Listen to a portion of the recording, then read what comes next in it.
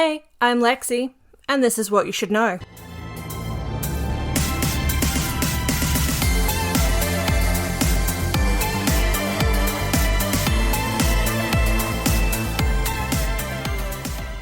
So I'm extremely excited for multiple reasons. Now, for starters, I was not sure how well my Australian cryptids episode was going to go, let alone the meme I made about Tim the Yowie Man. But upon posting it, he actually liked it. I'm just a little bit starstruck right now. Just a little bit. And to add to that, I'm also super duper excited because today I have one of my first requested episodes. So I'm extremely excited for this. So shout out to Dan. I really hope you enjoy this. If anyone else wants to make a request, please do. I do promise I read my emails and check my messages. I am actually quite responsive. I will do my absolute best to ensure I cover it as quickly and as thoroughly as possible. So you can send your requests to me. Now, this one is a doozy, and it falls into so many categories. While it is definitely still true crime, it strongly lands more in the category of shocking Australian history. So let's dive in as I tell you what you should know about Murder Island. This slab of disturbing history starts not in Australia, but in the Netherlands. This all started on the 27th of October, 1682. The newly built Batavia, commissioned by the Dutch East India Company, sailed from Texel in the Netherlands for the Dutch East Indies to obtain spices. Because, if you control the spice, you control the world. This journey, however, was doomed, if you weren't able to guess by the title of the episode. The commander was senior merchant Francisco Pelsart, and Arion Jacobs serving as his skipper. Honestly, this wasn't a great choice by any guess, because Arion was very bitter towards Francisco. This was because he had been publicly down-dressed by him after becoming drunk and insulting Francisco in front of other merchants. So you can only imagine how tense it would have been on this ship between the two men. To add another ingredient to this brewing storm was junior merchant Geronimus Cornelius, a bankrupt apothecary from Haarlem, who was fleeing the Netherlands in fear of arrest because of his heretical beliefs associated with the painter Johannes van der Beek. Arion and Geronimus became very buddy-buddy during this voyage, likely sharing their woes, hopes, and dreams. They may have also been braiding each other's hair and talking about the cutest boy on the ship, who knows? This led, however, to the two conceiving a plan to take the ship which would allow them to start a new life elsewhere, using the huge supply of trade gold and silver on board. Or in short, they were planning a mutiny. After leaving the Cape of Good Hope, where they had stopped for supplies, Arion deliberately steered the ship off course and away from the rest of the fleet. The two besties had already gathered a group of small men around them and arranged an incident from which the mutiny was kicked off. I call them besties for levity because I can just imagine a very inaccurate version of them wearing silk pajamas and planning this in the same way you would see in the movies. Two best friends planning to enter the school dance. But this is much darker. This plan involved sexually assaulting a prominent young female passenger, Lucretia Jans, in order to provoke Francisco into disciplining the entire crew. They had hoped to paint his discipline as unfair and recruit more members out of sympathy. However, this fell through as Lucretia was able to identify her attackers, meaning only the attackers were punished. You cannot paint that as unfair or gain sympathy for it. Although, that being said, there is likely someone on the boat victim blaming, accusing her of lying. Maybe she was prancing around showing off her ankles. On the 4th of June, 1629, the Batavia struck the Morning Reef near Beacon Island, part of the Houtman Abrolhos off the western coast of Australia. Of 322 aboard, most of the passengers and crew managed to swim ashore, although 40 people drowned. And believe it or not, those who drowned were likely considered the lucky ones in this slice of history. Those who survived, including all women and children, were then transported to the nearby islands in the ship's longboat and yawl, which is another type of boat. The initial survey of the islands found no fresh water and limited food, and what they decided was food were the native sea lions and birds. Francisco realized the dire situation and decided to search for the water on the mainland. A group consisting of Francisco, Arian, senior officers and a few crew members and some passengers left the wreck site in a 9-meter, which is a 30-foot, longboat in search of drinking water. However, they were unsuccessful and decided to leave the others on the island as they headed north in a dangerous voyage to the city of Batavia in the Dutch East Indies to seek rescue. On the 15th of June, Francisco stated they sailed through a channel between a reef and the coast, finding an opening around midday at a latitude guessed to be around 23 degrees south where they were able to find land. That night, the group spent the night on land. Francisco commented on the vast number of termite mounds in the vicinity and the insane number of flies that afflicted them. If you are Australian, like me, you will know this problem still exists with flies, especially during summer. He also stated that they continued north with the intention of finding the river of Jacob Ramessens, identified first in 1622, but owing to the wind, they were unable to land. I'm gonna put it out there, if I butchered the name of the river, I do apologize. I did try looking up how to pronounce it because I'd not seen the word before, and the internet couldn't help me this time. This group continued on sailing, and it was not until the longboat reached the island of Nusa Kambangan in the Dutch East Indies that they found more water, which was insane because the human body can only survive 3 days without water. As the journey took 33 days, with everyone surviving, I can only assume that they managed to ration their water supply with expert precision. After their arrival in Batavia, the boatswain Jan Everts was arrested and executed for negligence and outrageous behaviour before the loss of the ship, as he was suspected to be involved in the attempted mutiny. Arian was also arrested for negligence. However, even though he was one responsible for the potential mutiny, it was not guessed by Francisco and wasn't something he was charged with. Governor General Jan Pieterszoon Cohen immediately gave Francisco command of the Sodom to rescue the other survivors, as well as attempt to salvage the riches from Batavia's wreck. While Francisco took to the seas promptly and arrived in a month, it took him a further month to then locate the islands again. So by this point he had been gone for a little over 3 months and was shocked to discover that a vicious massacre had taken place among the survivors, significantly reducing their numbers by at least 100. I honestly can't imagine how it would have felt to have returned to pick up the remaining survivors only to find a macabre scene of death and violence. I'm sure he wasn't expecting it to be all rainbows and happiness, but what I'm about to tell you is quite gruesome. So at this point, I strongly suggest that if you do not have the stomach to hear about sexual assault, murder, and crimes against children, now is the time to stop listening. Geronimus was a very persuasive man who could talk people into doing things they would not normally do. And oh boy, he was about to do just this to a number of the crew. Due to his rank, Geronimus was elected to be in charge of the survivors, and due to his lack of care for those he was tasked with protecting, the water supply ran out. Eventually it rained, but several people had died of thirst by then. Geronimus had other plans for the future, and they were either to hijack any rescue ship that might return and use the vessel to seek a safe haven, or undertake the near impossible task of fixing the ship that had wrecked. Those willing to sign an agreement with him to become pirates would live, and everyone else would be murdered.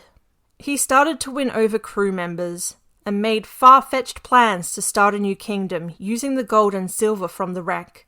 However, for this to work, he first needed to eliminate possible opponents.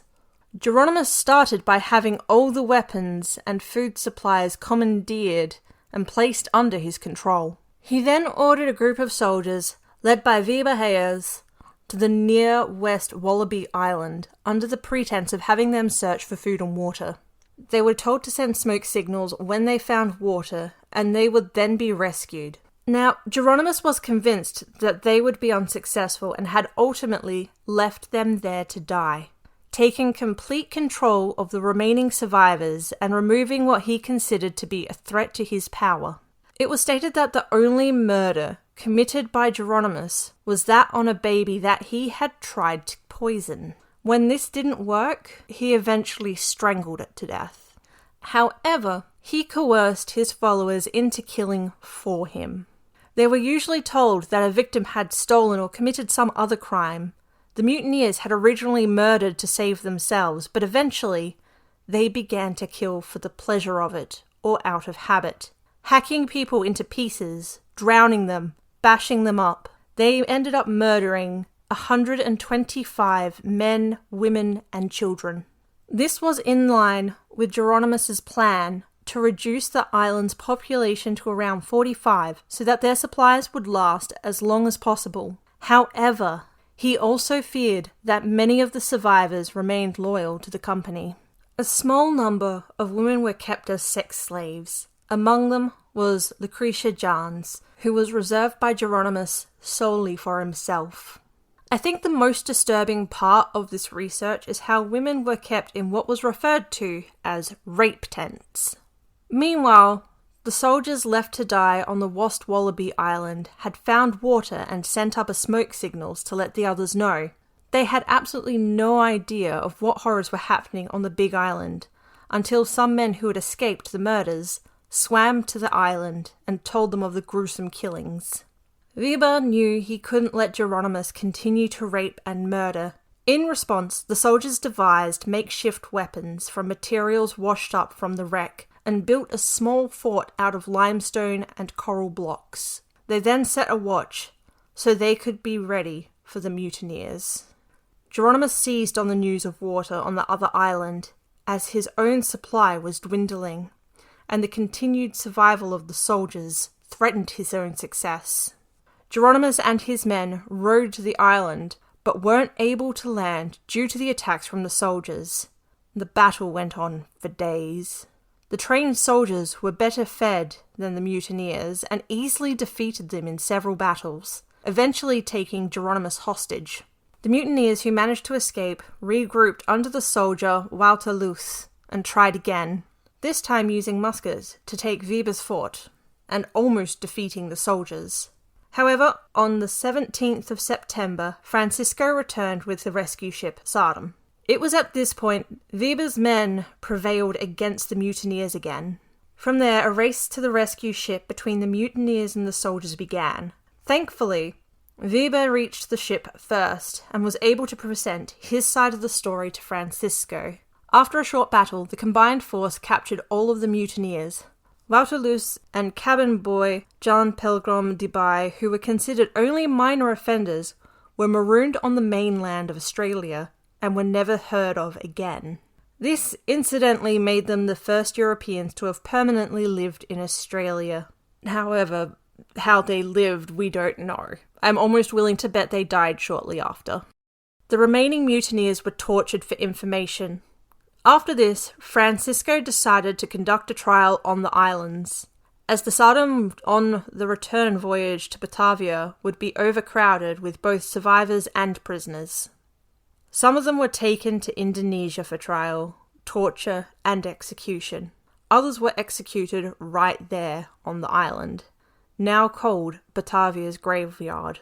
Starting with Geronimus, and several of the major mutineers had both hands chopped off before being hanged.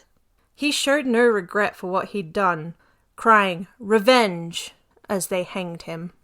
Several other mutineers were flogged, which made them quite lucky because it was just a form of whipping, while others were keyholed or yardarmed. Keyholing, if you're not aware, is where the condemned man is dragged beneath the ship's keel on a rope. As for being yardarmed, they had their hands tied behind their back and dropped from the yardarm, thus pulling your arms from their sockets. I'm just going to tell you, when I read those, everything hurt imagining that, just blah. The mutinous second in command, Jacob Pietus, was broken on the wheel, the most severe punishment at the time. Jacobs, despite being tortured, did not confess to his part in planning the mutiny and managed to escape execution due to lack of evidence. What finally became of him is unknown. He may have died in prison in Batavia. A board of inquiry decided that Francisco had exercised lack of authority and therefore was partly responsible for what had happened. His financial assets were seized, and he died a year later due to poor health. A bit of history regarding Francisco: he didn't seem to have taken his seat in the high government at Batavia, that he had been selected as an extraordinary member in 1629. Unfortunately, after his death, little of his earnings were eventually passed to his elderly mother, as he had no offspring and no heirs for his fortune. In the end, the Dutch East India Company retained most of his earnings. Vibeheyers was hailed a hero for his efforts to preserve life on the islands and was promoted to sergeant, which increased his salary. Those who had been under his command were also promoted, but to rank of corporal. To give a much clearer view of the horrors that unfolded, of the original 332 people on board the Batavia, only 122 made it to the port of Batavia. The Sardom eventually sailed home with most of the treasure previously carried on Batavia. Of 12 treasure chests that were originally on board, 10 were recovered and taken aboard the Sardom. It would be over 200 years later when the shipwreck was seen next. While surveying the northwest coast of the Arbalos Islands, the British Admiralty in April of 1840, Captain John Lort Stokes reported the beams of a very large vessel. It was initially assumed to be the Zeewicht, which had been wrecked on the southwest point of an island in 1727. However, they were reminded that the Zeewicht's crew reported having seen a shipwreck in that area, leaving little doubt that the remains were those of the Batavia. The wreck was then sighted in 1963 by lobster fishermen. Many artifacts were salvaged during the 70s, including port-side stern timbers, cannons, and an anchor. In 1972, the Dutch government transferred the rights of the Dutch shipwrecks in Australian waters to the Australian government. Excavated items are on display at the Western Australian Museum's various locations. In the late 1980s, fishermen on Beacon Island were digging a drain from their bathroom when they stumbled across human bones that kick-started an investigation into whose bones they belonged to. And in 1994, archaeologists were finally able to begin excavating the site, which contained the bodies of 3 adults, a teenager, a child, and an infant.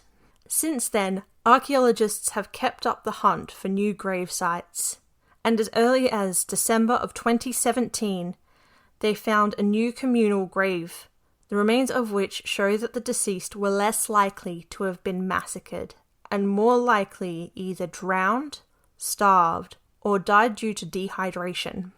The more gruesome deaths showed real signs of brutality abound in other grave sites that were excavated. One such skeleton belongs to a man missing the top of his skull from a sword blow. His body was unceremoniously dragged into its final resting place. And on that macabre note, that is all I have for you, my dears. If you are curious about this case, there will be pictures on my Instagram and Facebook, which is at What You Should Know Australia. If you feel so inclined, please give me a like, follow for posts and information. If you want to reach out for any reason, including if you have any updates on this case that I may have missed, or if you happen to know whether or not I mispronounced a word, I promise I did look into the pronunciation as deeply as I could. Please let me know. Or even if you have a request for a case, you can send them to me at my email of whatyoushouldknowaustralia@gmail.com. But until next week, as always, stay safe and stay hydrated. Bye!